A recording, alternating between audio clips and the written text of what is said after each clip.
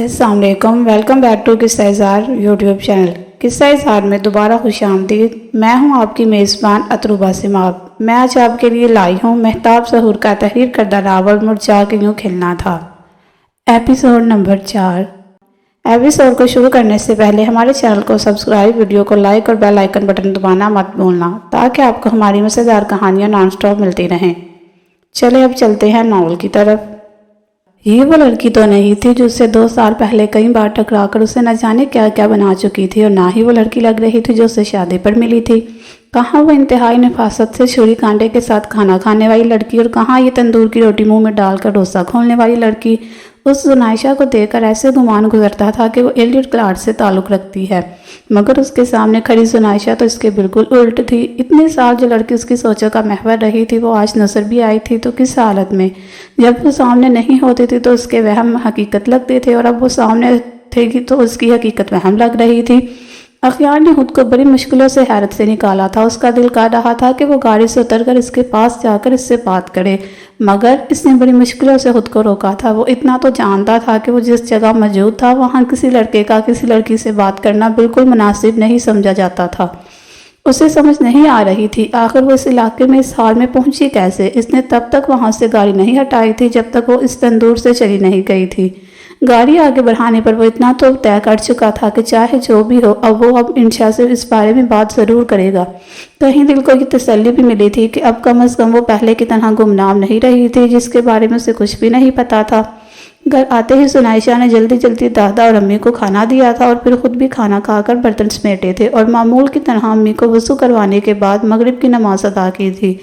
وہ جائے نماز کو تیر لگاتے ہوئے اٹھی ہی تھی کہ تائی کمرے میں داخل ہوئی تھی۔ زنائشہ نے حجاب کھولتے ہوئے سوالیہ نظروں سے انہیں دیکھا تھا۔ بیٹا، مجھے کچھ پیسوں کی ضرورت ہے، اگر تم ادھار دے دو تو میں جلد ہی تمہیں لوٹا دوں گی، وہ چہرے پر مسکینیت طاری کرتے ہوئے بولی تھی۔ زنائشہ نے ان کے چہرے پر نظر ڈالی تھی۔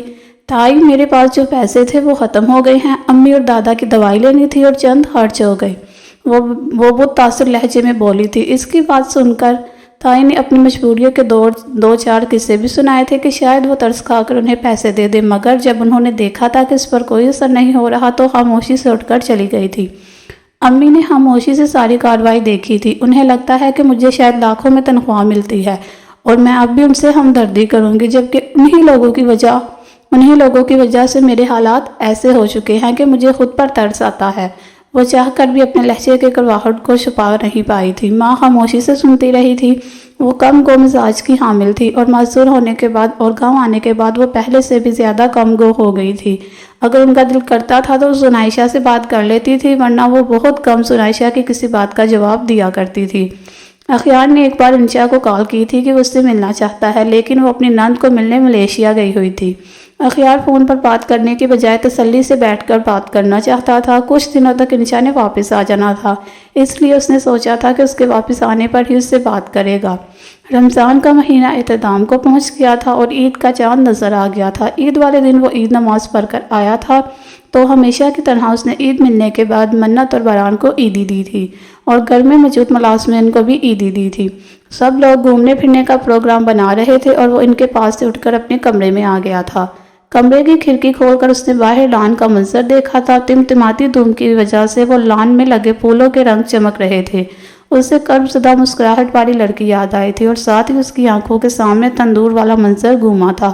زنائشہ نے دادا کو نیا سوٹ استری کر دیا تھا۔ انہوں نے پہلے تو پہننے سے انکار کر دیا تھا، مگر پھر زنائشہ کی ضد سے ہار مانتے ہوئے انہوں نے وہ سوٹ پہن لیا تھا۔ امی نے اس کے کہنے پر چپ چاپ نیا سوٹ پہن لیا تھا اور ہمیشہ کی طرح کتاب پڑھنے میں مصروف ہو گئی تھی۔ کتابیں ان کی واحد پناہ گاہ تھی، انہی سے وہ اپنے سارے راز باندھتی تھی اور وہی کتابیں انہیں تسلیاں دلاسے دیتی تھی۔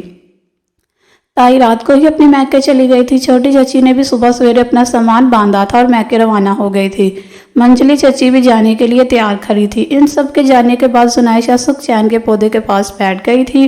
دادا اپنے کمرے میں سو رہے تھے اور امی کتاب پڑھنے میں مصروف تھی۔ انشا نے اسے کال کی تھی، تھوڑی گپ شپ کے بعد کال کٹ گئی تھی۔ ایسے میں اسے اپنے پسندیدہ سکھ چین کے ساتھ ہی وقت گزارنا تھا۔ وہ دیوار کے ساتھ ٹیک لگا کر بیٹھ گئی تھی۔ اس نے اپنے ہاتھوں کو دیکھا تھا۔ بابا کے فوت ہونے سے پہلے اس کی کوئی عید ایسی نہیں گزری تھی جب اس نے کبھی اپنے ہاتھوں پر مہندی نہ لگائی ہو۔ ایسا کبھی نہیں ہوا تھا کہ وہ عید کے لیے ایکسائٹڈ نہ ہو، اور سب سے زیادہ خوشی اسے گاؤں آنے کی ہوتی تھی، جب تو کوئی چچی یا تائی اپنے میکے نہیں جاتی تھی، اور اب اس گاؤں میں رہتے ہوئے اس کی ہر عید سکھ چین پودے کے ساتھ گزرتی تھی۔ اس نے آنکھیں اٹھا کر سکھ چین کی خشک شاخوں کو دیکھتے ہوئے ان کے سامنے یہی اقرار کرنا چاہا تھا کہ وہ آہستہ آہستہ سیکھ رہی ہے کہ انسان ہونے کا آخر کیا مطلب ہوتا ہے۔ وہ آہستہ آہستہ سیکھ رہی ہے کہ اپنے ماضی کو کیسے معاف کرتے ہیں، کیسے یہ قبول کرتے ہیں کہ بعض اوقات خوبصورت چیزوں کا اختتام ہونا ہی ہوتا ہے، اور کبھی کبھی وقت اچھا نہیں رہتا اور ہمیں اپنے پیاروں کو کھونا ہی ہوتا ہے، اور بعض اوقات زندگی ایک موٹر وے سے اتر کر کچی پگڈنڈیوں پر چلنے لگتی ہے۔ وہ سیکھ رہی ہے کہ اختتام مایوس کر دینے والی چیز نہیں ہوتی، اور اس سے وہ یہ سیکھ رہی ہے کہ اسے اس بات پر شکر گزار ہونا ہے کہ وہ کتنی خوش قسمت ہے کہ اس نے ان چیزوں کے ساتھ ایک لمبے عرصے کے لیے زندگی گزاری ہے جو اب اسے میسر نہیں ہے۔ وہ آہستہ آہستہ تنہا رہنا سیکھ رہی ہے۔ وہ سیکھ رہی ہے کہ آدھی رات کو اٹھ کر اپنے پیاروں کی اور اپنی سلامتی کے لیے کیسے دعائیں مانگتے ہیں، کیسے ہر صبح خود کو نئی امید کے ساتھ جگاتے ہیں، کیسے تکلیف دہ وقت میں اپنے دل کو سہارا دیتے ہیں۔ وہ آہستہ آہستہ سیکھ رہی ہے کہ اپنے زخم خود کیسے بڑھتے ہیں۔ وہ سیکھ رہی ہے کہ انسان ہونے کا مطلب کیا ہوتا ہے۔ وہ سیکھ رہی ہے کہ غلطیاں کرنے مگر ان غلطیوں کو دہرانے کی بجائے خود کو معاف کرنے کا کیا مطلب ہوتا ہے۔ وہ سیکھ رہی ہے کہ ایک ہی وقت میں خوش اور اداس کیسے ہوتے ہیں۔ وہ سیکھ رہی ہے کہ اپنی ذمہ داریاں کیسے بجاتے ہیں۔ وہ سیکھ رہی ہے کہ خود کو ماضی کے غم اور مستقبل کے خوف سے کیسے نکالتے ہیں۔ سکھ چین کے پودے نے مسرور ہو کر اس کا اقرار سنا تھا۔ زنائشہ اس کی باتیں نہیں سنتی تھی، مگر وہ بڑی توجہ اور محبت سے اسے سنتا تھا۔ وہ ابھی تک دیوار سے ٹیک لگائے بیٹھی تھی کہ دادا اپنے کمرے سے نکل کر اس کے پاس آئے تھے۔ زیش، آؤ تمہیں وہ ٹیوب ویل دکھا کر لاتا ہوں جس میں تم بچپن میں ایک بار ڈوبنے لگی تھی، دادا اسے ٹیوب ویل یاد دلاتے ہوئے بولے تھے۔ ان کی بات سن کر زنائشہ کے چہرے پر اداس مسکراہٹ ابھری تھی۔ دادا، امی گھر پر بالکل اکیلی ہوں گی، انہیں اکیلا چھوڑ کر تو نہیں جا سکتے ہم۔ امی نے دادا اور اس کی بات سن لی تھی۔ انہوں نے زنائشہ کو آواز دی تھی، جی امی، آپ کو کچھ چاہیے؟ وہ بھاگتے ہوئے کمرے میں داخل ہوئی تھی۔ نہیں، مجھے کچھ نہیں چاہیے، میں نے تمہیں یہ کہنے کے لیے بلایا ہے کہ اپنے دادا کے ساتھ چلی جاؤ تم۔ میں ویسے بھی کتاب پڑھ رہی ہوں اور تھوڑی دیر تک سو جاؤں گی، لیکن امی گھر پر کوئی بھی نہیں ہوگا، میں آپ کو اکیلے چھوڑ کر نہیں جا سکتی ہوں۔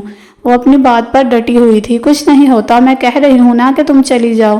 ان کے اصرار کرنے پر زنائشہ مان گئی تھی اور دادا کے ساتھ چل پڑی تھی۔ جب وہ ٹیوب ویل پر پہنچے تو وہ ٹیوب ویل بند تھی، شاید کافی عرصے سے خراب تھی اور ٹھیک نہیں کرائی گئی تھی۔ ہم بے وجہ ہی پیدل چل کر آئے، زنائشہ افسوس کرتے ہوئے بولی تھی۔ دادا نے بھی اس کی ہاں میں ہاں ملائی تھی۔ وہ گھر سے تھوڑا دور ہی تھے جب زنائشہ درخت کو دیکھنے کے چکر میں پگڈنڈی سے پھسلنے لگی تھی۔ سنبھل کر بیٹا، ایک تو مجھے تمہاری سمجھ سے ہی آتی، آخر تمہیں ان درختوں پودوں میں کیا حسین لگتا ہے؟ اگر پھول حسین لگے تو ان کی تو پھر بھی سمجھ آتی ہے۔ دادا اسے سنبھلنے کا بول کر سوال پوچھنے لگے تھے۔ اور دادا، مجھے یہ سمجھ نہیں آتی کہ آخر لوگ ان درختوں اور پودوں کو اہمیت کیوں نہیں دیتے، انہیں دیکھتے کیوں نہیں؟ لوگ ان کے سائے میں بیٹھتے ہیں، ان کے پھل توڑ کر کھاتے ہیں، جب بوڑھے ہو جاتے ہیں تو انہی درختوں سے بنی ہوئی چھڑیوں کا سہارا لے کر بھی چلتے ہیں، اپنے چولہے جلانے اور گھروں میں حرارت حاصل کرنے کے لیے ان کی لکڑیاں چلاتے ہیں، ان سے گھر کا فرنیچر بناتے ہیں، ان کی وجہ سے ہی کتابیں وجود میں آتی ہیں، یہی ہمارے لیے ہمارے ماحول کو صاف رکھتے ہیں، ان کی وجہ سے ہم سانس لیتے ہیں اور زندہ رہتے ہیں، اور ہمارے مرنے پر یہی قبر تک ہمارے ساتھ جاتے ہیں، لیکن پھر بھی ہم انہیں اہمیت نہیں دیتے، انہیں ایک بار مڑ کر بھی نہیں دیکھتے۔ میں سمجھ گیا، دادا ہار مانتے ہوئے بولے تھے۔ وہ واقعی ٹھیک کہہ رہی تھی، یا شاید انسانی فطرت ایسی ہے کہ جو چیز اسے جتنا فائدہ دیتی ہے اس سے اتنا ہی بے نیاز ہوتا جاتا ہے۔ اخیار کی امی ابھی تک کینیڈا سے واپس نہیں آئی تھی، اس لیے انہوں نے اخیار کو ایک بار پھر اسکول کا چکر لگانے کو بولا تھا۔ اب کی بار اخیار نے انہیں انکار نہیں کیا تھا۔ اس کے دل میں کہیں امید کی رمق تھی کہ شاید اس بار گاؤں جانے پر بھی وہ اسے نظر آ جائے۔ آج اس کا گاؤں جانے کا ارادہ تھا، اس لیے کچھ ضروری معاملات دیکھنے کے بعد وہ ہاسپٹل سے گاؤں کے لیے نکل آیا تھا۔ اسکول دوبارہ سے کھل چکے تھے۔ زنائشہ اپنی لگی بندی روٹین نبھا رہی تھی۔ آج بھی وہ اسکول آئی ہوئی تھی۔ پہلے 4 لیکچرز کے بعد بریک ہو چکی تھی۔ وہ کلاس روم کی کھڑکی سے باہر کھیلتے ہوئے بچوں کو دیکھنے لگ گئی تھی۔ اسے بھوک محسوس ہو رہی تھی، مگر اس کا دل براؤنیز کھانے کو کر رہا تھا۔ ایک بار پھر سے اسے بیتا وقت یاد آیا تھا۔ وہ اور انشا کتنے شوق سے براؤنیز کھاتی تھی۔ وہ سوچ رہی تھی کہ اگر انشا پاکستان ہوتی تو وہ اسے آج یہ زحمت ضرور دیتی کہ اسے براؤنیز کھلائے۔ مگر اب دل کی یہ خواہش پوری ہونا ناممکن تھا۔ تھوڑی دیر کے بعد بریک ختم ہو گئی تھی۔ اگلا لیکچر پڑھاتے ہوئے وہ براؤنیز کو بالکل ہی بھول گئی تھی۔ اخیار کو گاڑی چلاتے ہوئے پیاس کا احساس ہوا تھا۔ بیکری کے سامنے گاڑی روک کر وہ اندر گیا تھا اور منرل واٹر کی بوتل لی تھی۔ یوں ہی اس کی نظر براؤنیز پر پڑ گئی تھی اور غیر ارادی طور پر ایک دم اسے زنائشہ کا خیال آیا تھا اور غیر ارادی طور پر اس نے 2 ڈبے براؤنیز کے پیک کروا لیے تھے۔ شاپر فرنٹ سیٹ پر رکھ کر اس نے گاڑی آگے بڑھا دی تھی۔ بے خیالی میں اس نے براؤنیز لے تو لی تھی مگر دینی کس کو ہے یہ فی الحال اسے بھی نہیں پتا تھا۔ مگر پھر اسے خیال آیا تھا کہ اسکول سٹاف کو دینے میں کوئی قباحت نہیں۔ وہ اسکول پہنچا تھا تو چوکیدار نے اس کی گاڑی دیکھ کر جلدی سے گیٹ کھول دیا تھا۔ اخیار گاڑی سے اتر کر آفس کی جانب بڑھنے لگا تھا کہ اس کی نظر کوریڈور سے گزرتی زنائشہ پر پڑی تھی۔ سیاہ کلر کے سادہ سے سوٹ کے ساتھ سرخ رنگ کا کریپ کا دوپٹہ سر پر سیٹ کرتے ہوئے وہ آخری لیکچر لینے کے لیے کلاس روم سے نکل کر دوسرے کلاس روم کی جانب جا رہی تھی۔ اخیار نے آنکھوں پر لگے سن گلاسز ہٹائے تھے۔ وہ زنائشہ ہی تھی۔ اسٹوڈنٹ ہونے کا تو سوال ہی پیدا نہیں ہوتا تھا۔ وہ یقیناً اسٹاف ممبر تھی۔ ہمیشہ کی طرح وہ اخیار کو دیکھے بغیر گزر گئی تھی۔ وہ دھوپ میں تب تک وہی کھڑا رہا تھا جب تک وہ نظروں سے اوجھل نہیں ہو گئی تھی۔ اخیار اس کے پیچھے کلاس روم تک جانا چاہتا تھا مگر یہ مناسب نہیں لگنا تھا کہ اپنی گاڑی سے نکلتے ہی سیدھا کسی کلاس روم میں چلا جائے، اس لیے اس کے پیچھے جانے کا ارادہ توڑ کر کے وہ آفس کی جانب بڑھ گیا تھا۔ اسکول کی ملازمہ کو بلا کر اس نے براؤنیز تمام اسٹاف تک بھجوانے کا بول دیا تھا۔ آفس کے تمام معاملات دیکھنے کے بعد اس نے اسٹاف رجسٹر اٹھا کر دیکھا تھا تو اس کا پورا نام زنائشہ ابراہیم ہے۔ وہ رجسٹر پر اس کا نام دیکھ کر بولا تھا۔ رجسٹر رکھ کر اس نے اسٹاف فائلز ڈھونڈنے کی کوشش کی تھی اور تھوڑی تنگ و دو کے بعد اسے ایک کیبن میں زنائشہ کے نام کی فائل نظر آ گئی تھی۔ فائل لے کر وہ ٹیبل تک آ گیا تھا۔ اس کا دل درست کہتا تھا کہ وہ اسے ضرور ملے گی۔ اس کی امید اور اس کا انتظار رائے گاہ نہیں گیا تھا۔ زنائشہ وائٹ بورڈ پر ٹاپک سمجھانے میں مصروف تھی جب اسکول کی ملازمہ پلیٹ میں رکھی براؤنیز لے کے کمرے میں داخل ہوئی تھی۔ مس، یہ آپ کے لیے ہے، وہ ڈائس پر پلیٹ رکھتے ہوئے بولی تھی۔ زنائشہ نے مڑ کر پلیٹ کی جانب دیکھا تھا۔ پلیٹ میں موجود براؤنیز دیکھ کر اس کی آنکھیں چمکی تھی۔ یہ کس نے بھیجی ہے؟ وہ پوچھے بنا رہ نہیں سکی تھی۔ وہ چھوٹے صاحب آئے ہیں تو وہ تمام سٹاف کے لیے لائے ہیں، وہ اسے بتا کر کمرے سے باہر نکل گئی تھی۔ تھینک یو سو مچ، اللہ تعالیٰ اس چھوٹے صاحب کی بھی ایسے ہی دلی خواہش پوری کریں جیسے اس کے وسیلے سے میری کی ہے۔ وہ دل ہی دل میں اور اللہ چھوٹے صاحب کی دلی مراد آلریڈی پوری کر چکا تھا۔ اخیار نے تسلی سے اس کی سی وی دیکھی تھی۔ اب کی بار اسے دیکھ کر کوئی حیرت نہیں ہوئی تھی کہ اس نے بی ایس کیمسٹری ملک کی نامور یونیورسٹی سے کیا تھا۔ اگر وہ انشا کی بچپن کی دوست تھی تو اسے اس کلاس فیلو ہی ہونا تھا، لیکن اب وہ صرف ایک ہی بات پر الجھن کا شکار تھا کہ اگر وہ اتنی ویل آف فیملی سے تعلق رکھتی تھی تو وہ اس گاؤں میں کیا کر رہی تھی۔ اس بات کا جواب یا تو اسے انشا دے سکتی تھی یا پھر زنائشہ، لیکن وہ زنائشہ سے تو ہرگز نہیں پوچھ سکتا تھا۔ نہ جانے اس کے دل میں کیا خیال آیا تھا کہ وہ تمام کلاسز میں راؤنڈ لگانے کے ارادے سے اٹھا تھا، مگر اس کے دل میں یہ خیال سب باتوں پر حاوی تھا کہ وہ زنائشہ کے سامنے جا کر یہ دیکھنا چاہتا تھا کہ وہ اسے یاد بھی تھا یا نہیں۔ لیکن یہ بات تو یقینی تھی کہ وہ اسے ایک لمحے کے لیے بھی نہیں بھول سکا تھا۔ وہ ابھی آفس سے نکلا ہی تھا کہ چھٹی کی بیل ہو گئی تھی۔ تمام بچے اپنی کلاسز سے نکل کر گیٹ کی سمت واقع تھے۔ اخیار مایوس ہوتے ہوئے اٹھتے قدموں پر واپس لوٹ آیا تھا، مگر اس نے آفس میں آ کے کھڑکی کے سامنے سے کرٹنز ہٹا دیے تھے۔ اب وہ باہر کا منظر دیکھ سکتا تھا۔ اسے چند منٹ ہی ہوئے تھے کہ وہاں کھڑے ہوئے اور اس سے زنائشہ چل کر آتی ہوئی نظر آئی تھی۔ اس کا چہرہ کسی بھی قسم کے میک اپ سے پاک تھا۔ اخیار نے غور سے اس کا دھوپ کی شدت سے تمتماتا چہرہ دیکھا تھا۔ اخیار کے دل میں موہم سی امید تھی کہ وہ شاید اس کی گاڑی دیکھ کر چند لمحوں کے لیے رک جائے گی۔ اسی گاڑی پر وہ اس کے ساتھ پھول اور گجرے لینے گئی تھی، مگر وہ اپنے دھیان میں چلتے ہوئے گاڑی کے بالکل پاس سے بغیر رکے گزر گئی تھی۔ وہ اخیار کی نظروں سے اوجھل ہونے لگی تھی کہ اسے محسوس ہوا تھا کہ وہ رکی ہے۔ اخیار چند قدم بڑھا کر کھڑکی کے قریب ہوا تھا۔ کوئی بچہ اسکول کی کیاری سے توڑا ہوا پھول اسے تھما رہا تھا اور شاید اس نے ساتھ کچھ بولا تھا۔ زنائشہ نے ہنستے ہوئے پھول تھام لیا تھا۔ اسے ہنستا دیکھ کر اخیار کے ہونٹ مسکراہٹ میں ڈلے تھے اور اس کی آنکھوں نے ہمیشہ کے لیے وہ منظر قید کر لیا۔ زنائشہ وہ پھول ہینڈ بیگ میں ڈال کر اسکول کا گیٹ عبور کر گئی تھی۔ اخیار بھی کھڑکی کے سامنے سے ہٹ گیا تھا۔ وہ تو چلی گئی تھی، اب کھڑکی کے سامنے کھڑے ہونے کا کیا فائدہ تھا؟ انشا ابھی تک ملیشیا سے واپس نہیں آئی تھی، لیکن اخیار کی امی کینیڈا سے واپس آ گئی تھی۔ اخیار نے سوچ رکھا تھا کہ وہ جلد ہی ٹائم نکال کر دوبارہ اسکول ضرور جائے گا، لیکن اگلے کچھ دن وہ کافی مصروف رہا تھا۔ ایک کولیگ ڈاکٹر کا ایکسیڈنٹ ہو گیا تھا، جس کی وجہ سے اس ڈاکٹر کی تمام ذمہ داریاں بھی اخیار کو نبھانی پڑتی تھی۔ وہ چاہ کر بھی دوبارہ اسکول نہیں جا پایا تھا۔ اگر کبھی اسے ٹائم بھی ملتا تھا تو اس وقت جب اسکول کا ٹائم ختم ہو چکا ہوتا تھا۔ کچھ دنوں بعد اسکول میں امتحانات کا سلسلہ شروع ہو گیا تھا اور ہر سال اسکول کے اینول فنکشن پر گھر کے تمام فرد جاتے تھے، لیکن ہر بار اخیار کسی نہ کسی مصروفیت کی وجہ سے نہیں جا پاتا تھا۔ اب کی بار اس نے پکا ارادہ بنا رکھا تھا کہ وہ اس بار اینول فنکشن ضرور اٹینڈ کرے گا، اور اس بار وہ اپنی کوشش میں کامیاب ہو گیا تھا۔ بالآخر وہ دن بھی آ گیا تھا اور اس نے کسی نہ کسی طرح اینول فنکشن اٹینڈ کرنے کے لیے ٹائم نکال ہی لیا تھا۔ اخیار کی امی کو جلد ہی جانا تھا، باقی سب نے فنکشن سٹارٹ ہونے سے کچھ دیر پہلے پہنچنا تھا۔ وہ گھر سے نکلنے لگی تھی کہ اخیار جلدی سے ان کے پیچھے بھاگا تھا۔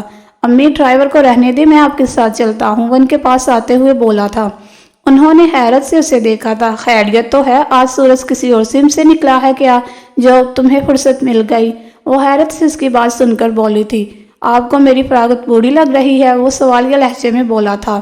ہائے ماں قربان، مجھے تو خوشی ہو رہی ہے۔ چلو ایک دن تو تم نے اپنے کام سے بریک لی، وہ پرمسرت لہجے میں بولی تھی۔ اخیار نے گاڑی کے پاس پہنچ کر ان کے لیے پیسنجر سیٹ کا دروازہ کھولا تھا اور پھر خود دوسری جانب جا کر ڈرائیونگ سیٹ سنبھالتے ہوئے اگنیشن میں چابی گھمائی تھی۔ تھوڑی دیر کے بعد وہ اسکول پہنچ چکے تھے۔ تم آفس میں بیٹھنا چاہو تو ٹھیک ہے، ورنہ میرا تو خیال ہے کہ ہال میں جا کر تم ذرا چیک کر لو کہ سارا سٹاف صحیح سے کام کر رہا ہے یا گپیوں میں لگے ہوئے ہیں سب۔ اب آئے ہو تو میری مدد کروانا تو بنتا ہے، میں تب تک آفس کا کچھ پیپر ورک دیکھ لوں۔ جی میں دیکھتا ہوں جا کر۔ اخیار فوراً ان کا کہا مانتے ہوئے آفس سے نکل گیا تھا۔ وہ تو خود یہی چاہتا تھا، اسے یہاں آ کر بہت عجیب لگ رہا تھا، مگر وہ جانتا تھا اس کا یہاں آنا بھی ضروری ہے۔ جب تک انشا نہیں آ جاتی اسے خود ہی کسی نہ کسی طرح زنائشہ کی زندگی کے بارے میں جاننا تھا۔ ہال میں داخل ہوتے ہی اخیار کی نظروں نے اسے ڈھونڈا تھا۔ سی گرین کلر کا سوٹ پہنے اور دوپٹے کو اچھے سے سیٹ کیے وہ چیئر پر کھڑی اسٹیج کی ڈیکوریشن میں مصروف تھی۔ اخیار اس کا چہرہ صحیح سے نہیں دیکھ پایا تھا، مگر اسے اندازہ ہو گیا تھا کہ وہ بے حد حسین لگ رہی تھی۔ اس کے ساتھ ایک اور ٹیچر اسٹیج پر کھڑی تھی جو وقفے سے اسے غبارے اور باقی ڈیکوریشن کی چیزیں پکڑا رہی تھی۔ اس بار بھی میڈم کی ساری فیملی آئیں گی۔ وہ تھوڑی دیر رک کر مڑنے لگا تھا کیونکہ بے وجہ وہاں رکنا اسے مناسب نہیں لگ رہا تھا، مگر زنائشہ کا سوال سن کر وہ رک گیا تھا۔ اس بار ہی میڈم کی پوری فیملی آ رہی ہے، اسے چیزیں پکڑانے کے لیے کھڑی مس ریحانہ نے ہی پرزور دیتے ہوئے کہا تھا۔ ان دونوں کی اخیار کی جانب پشت تھی، اس لیے وہ ابھی تک اس کی موجودگی سے ناواقف تھی۔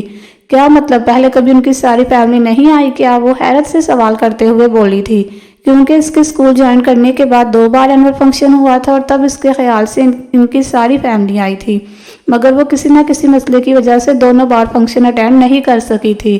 ان کا ایک بیٹا ڈاکٹر ہے، وہ پہلے کبھی نہیں آیا، اسکول بھی اسی نے بنوایا ہے، مگر وہ کبھی یہاں آیا نہیں۔ لیکن کچھ عرصے پہلے جب میڈم کینیڈا گئی ہوئی تھی تب وہ ایک بار اسکول آیا تھا۔ وہ جس دن پورے سٹاف کو براؤنیز کھانے کو ملی تھی وہ اسے یاد دلاتے ہوئے بولی تھی۔ اخیار کو یوں باتیں سننا غیر اخلاقی لگ رہا تھا، مگر وہ پھر بھی چپ چاپ خراب باتیں سن رہا تھا۔ ہاں مجھے یاد آ گیا، اس دن میرا براؤنیز کھانے کا بہت دل کر رہا تھا، وہ دن کیسے بھول سکتی ہوں میں، وہ انتہائی خوشگواریت سے بولی تھی۔ واہ بھائی، یعنی تمہاری دعا کی قبولیت کے بدلے اس دن ہم سب نے بھی کھایا تھا، مس ریحانہ ہنستے ہوئے بولی تھی۔ اخیار مزید باتیں سننے کی بجائے وہاں سے ہٹ گیا تھا۔ اس کا دل عجیب انداز میں دھڑکا تھا اور اس کے ہونٹوں پر مسکراہٹ آئی تھی۔ مطلب آج میڈم کے بیٹے نے پھر سے آنا ہے، نہ جانے کس احساس کے تحت اس کے منہ سے ہی نکل گیا تھا۔ ہاں اللہ کرے آج بھی وہ کھانے کے لیے ضرور۔ مس ریحانہ کھانے کی کافی شوقین تھی، اس لیے دعا کرتے ہوئے بولی تھی۔ زنائشہ ان کی بات سن کر نفی میں سر ہلاتے ہوئے ہنستی تھی۔ وہ اسٹیج ڈیکوریٹ کر چکی تھی، اس لیے چیئر سے نیچے اتر آئی تھی۔ فنکشن سٹارٹ ہونے کا ٹائم ہو چکا تھا۔ زنائشہ نے کمپیئرنگ کرنی تھی، اس لیے مس ریحانہ نے میڈم کے فیملی ممبرز کے ناموں سے پیج پر لکھ دیے تھے، جبکہ گھر سے بھی تمام لوگ پہنچ چکے تھے۔ فنکشن باقاعدہ طور پر سٹارٹ ہو چکا تھا۔ زنائشہ مائک سنبھال چکی تھی۔ فرنٹ رو میں اپنی فیملی کے ساتھ بیٹھے اخیار نے اسے نظر بھر کر دیکھا تھا۔ اس کے کپڑوں کا رنگ اس پر بے انتہا جچ رہا تھا، یوں لگ رہا تھا گویا وہ رنگ بنا اس کے لیے ہے۔ آنکھوں میں کاجل لگا ہوا تھا، جبکہ ہمدار پلکیں مسکارا لگنے کی وجہ سے مزید نمایاں ہو رہی تھی، جبکہ ہونٹوں پر پیچ کلر کی لپسٹک اس کے حسن کو سادگی میں بھی چار چاند لگا رہی تھی۔ اخیار کو سب سے خوبصورت اس کی کاجل بڑی آنکھیں لگی تھی۔ آج وہ اس سے پہلے والی زنائشہ سے بالکل مختلف لگ رہی تھی۔ وہ اتنی پراعتمادی سے مائک میں بول رہی تھی کہ اخیار بس یہ سوچ کر رہ گیا تھا کہ نہ جانے اس کے اور کتنے روپ دیکھنا باقی تھے۔ اس نے ان کے تمام فیملی ممبرز کا نام لے کر انہیں خوبصورت انداز میں خوش آمدید کہا تھا۔ منت اور برہان نے اپنے لیے بولے جانے والے جملے سن کر گردن اکڑائی تھی۔ زنائشہ کو دیکھ کر وہ الجھن پر تھی، وہ لڑکی انہیں دیکھی دیکھی لگ رہی تھی۔ ہونٹوں پر مسکراہٹ سجائے اس نے اگلا آخری نام پڑھنے کے لیے صفحے پر نظریں جھکائی تھی۔ اخیار نے اسے دیکھتے ہوئے اپنی سانس روکی تھی کیونکہ صرف وہی رہتا تھا اور اس نے اب اخیار کا نام بولنا تھا۔ اخت نام پڑھتے وہ اٹکی تھی، اس کے ہونٹوں کی مسکراہٹ سمٹی تھی جبکہ اخیار کے ہونٹوں کی مسکراہٹ گہری ہوئی تھی۔ چھن سے کسی کا عکس زنائشہ کی آنکھوں کے سامنے لہرایا تھا۔ زنائشہ نے فرنٹ رو پر نظر درائی تھی۔ ستواں ناک، چوڑے ماتھے کے ساتھ گنی مڑی ہوئی پلکیں اور ہلکی ہلکی بیرڈ کے ساتھ ہونٹوں پر مسکراہٹ سجائے وہ وہی تھا۔ اسے وہاں دیکھ کر زنائشہ کا اعتماد ڈگمگایا تھا، مگر اس نے چند لمحوں میں خود کو سنبھالتے ہوئے ہونٹوں پر دوبارہ سے مسکراہٹ سجائی تھی، مگر اسے وہ تمام جملے بھول گئے تھے جو اس نے خوش آمدید کہنے کے لیے بولنے تھے۔ ایک پل میں اس نے بغیر کچھ سوچے جو منہ میں آیا تھا بول دیا تھا۔ اگر اس کا دھیان تھا تو صرف ایک ہی بات پہ کہ اس کا نام صحیح سے بول دے بس۔ اپنی بات پوری کر کے اس نے ہال پر نظر درائی تھی۔ سب لوگ تالیاں بجا رہے تھے، جس کا مطلب تھا کہ اس نے یہ مشکل مرحلہ پار کر لیا تھا۔ زنائشہ نے اس کے بعد فرنٹ رو پر نظر ڈالنے کی غلطی نہیں کی تھی، اور اگر غلطی سے اس کی نظر پڑ جاتی تو اسے لگتا تھا وہ بھول جائے گی کہ اسے آگے کیا بولنا ہے۔ اخیار نے صرف اسی کو توجہ سے سنا تھا اور دیکھا تھا۔ باقی بچے کیا پرفارم کر رہے تھے، کیا بول رہے تھے، اس نے کسی پر توجہ نہیں دی تھی۔ بالکل سامنے والی رو میں اخیار کے سبھی گھر والے بیٹھے تھے۔ اخیار کے بالکل ساتھ دادی بیٹھی تھی۔ دادی، آپ کو ایک بات بتاؤں؟ اخیار دادی کے کان کے پاس جھکتے ہوئے بولا تھا۔ ہاں بتاؤ، دادی الجھن بھری نظریں زنائشہ سے ہٹائے بغیر بولی تھی۔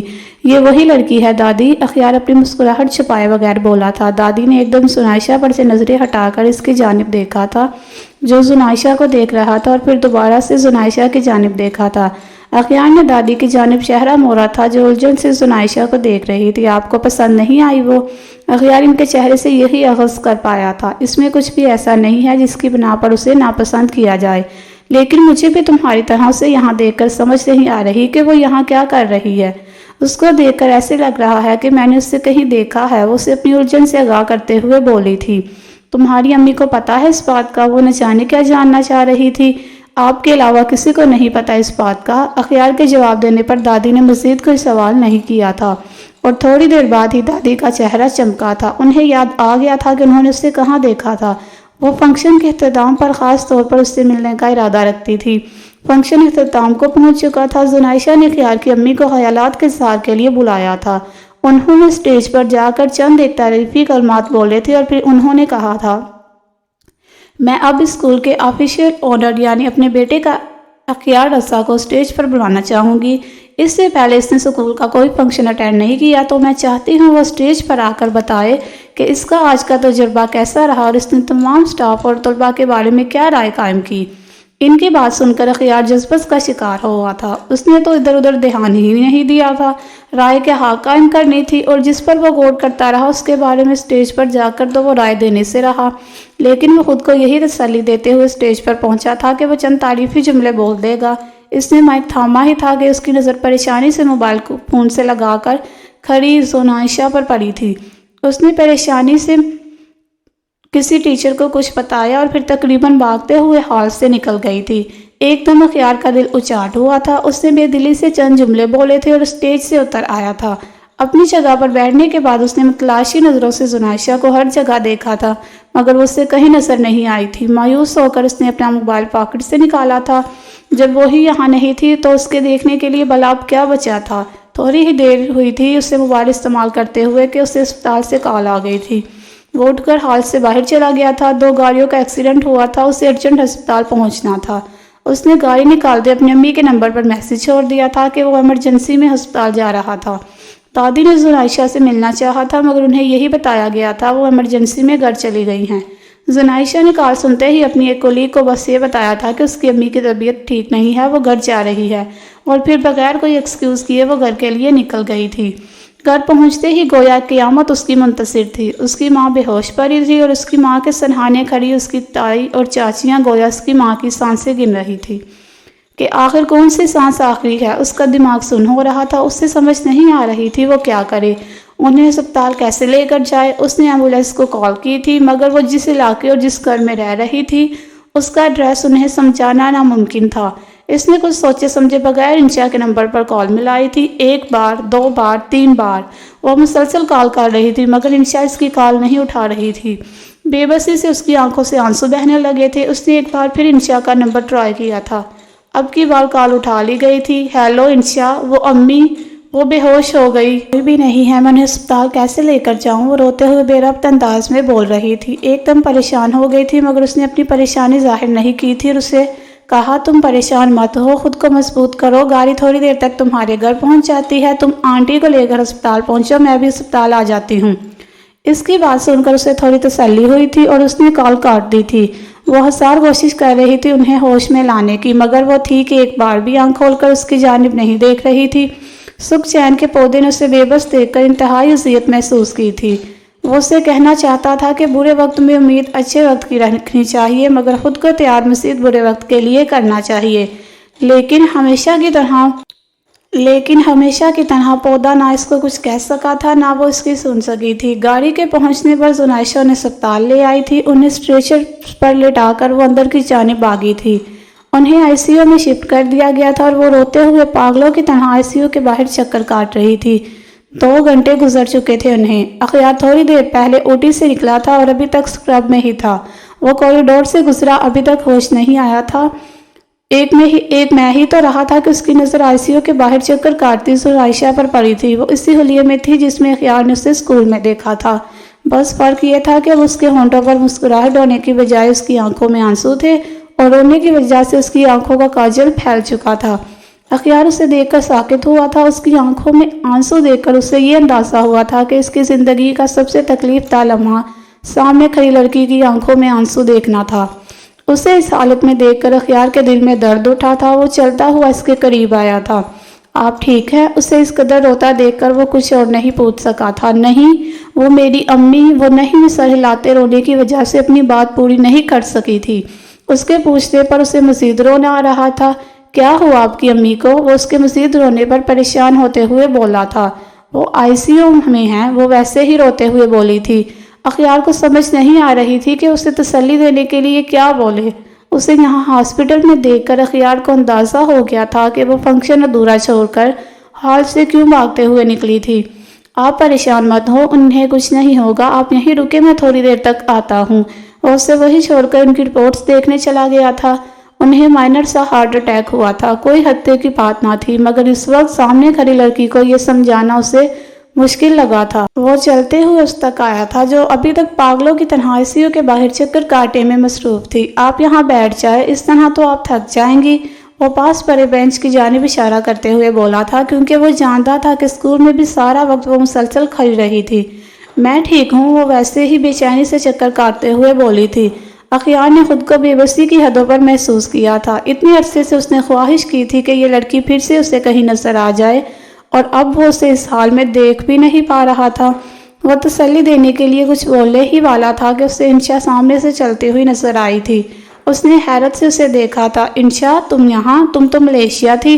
وہ اسے وہاں دیکھ کر حیرت سے بولا تھا۔ تھوڑی دیر پہلے پہنچی ہوں گھر، وہ جواب دیتے ہوئے زنائشہ کی جانب بڑھی تھی۔ زنائشہ نے بھی اپنے پیروں کی حرکت روکی تھی اور اخیار کی نظروں کے تعاقب میں دیکھا تھا اور انشا کو دیکھ کر بھاگ کر اس کے گلے لگ گئی تھی۔ انشا نے اسے گلے سے لگا کر اس کی کمر تھپکی تھی۔ پریشان مت ہو، انہیں کچھ نہیں ہوگا، انشا نے اسے تسلی دیتے ہوئے کہا تھا۔ جی تو فرینڈ، کیسی لگی آج کی ایپیسوڈ؟ کمنٹ سیکشن میں ضرور بتائیے گا۔ پھر حاصل ہوں گے ناول کی نیکسٹ ایپیسوڈ کے ساتھ۔ تب تک کے لیے اجازت، اپنا خیال رکھیے گا۔ اللہ حافظ۔